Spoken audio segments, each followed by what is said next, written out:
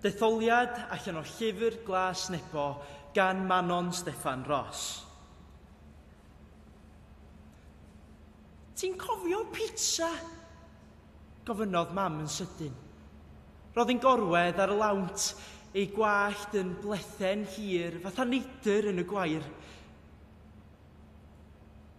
Yndw, ddim yn dda iawn.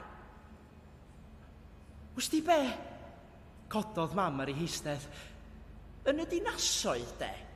Hydno mewn llefydd agos fatha Bangor, oedda ti'n gallu ffonio a chael rhywun i ddod â pitsa i dy dŷ di. Be? Oedda ti'n deud be oedda ti isio arno fo, dyda pepperoni a ham, ac wedyn sa nhw'n ei goginio fo, i roi o mewn bocs, a dod â fo draw i'r tŷ i chdi. Ond pam? Pam bod angen i rywun arall dod â'r pitsa os yna ffwrn a bwyd yn hau pawb? Doedd gan bobl ddim mynadd coginio bob tro. Mae hynny'n syniad ryfedd iawn i mi, achos os oes na un peth da ni'n licio i wneud yn tŷ ni, coginio dio. Achos mae'n golygu bod ni'n bita wedyn.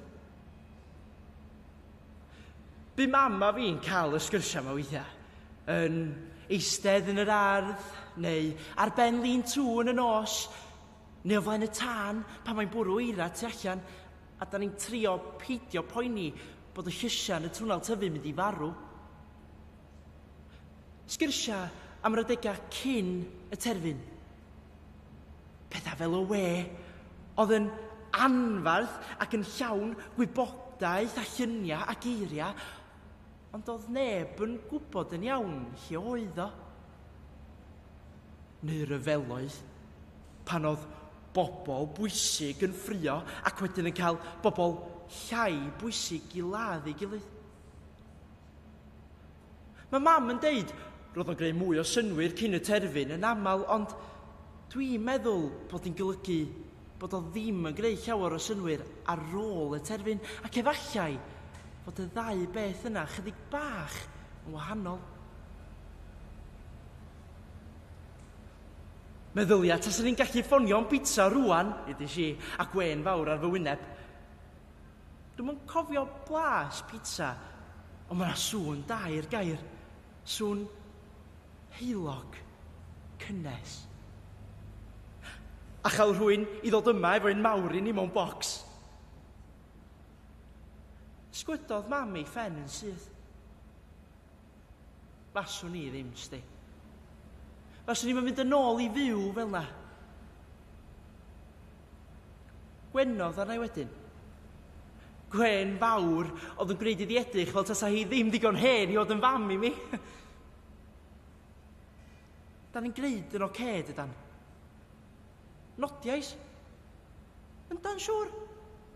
Da ni'n gwneud yn iawn. Edrychodd y ddau ohono ni draw ar Dwynwen oedd yn canu ryw gan wirion o'n i wedi chyfansoddi iddi ryw dro.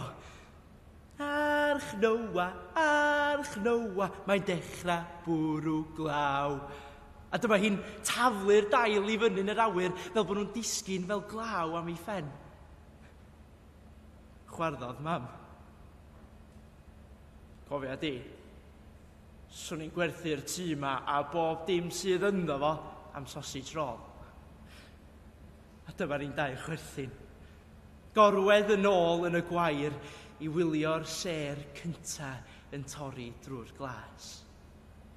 Diolch yn fawr.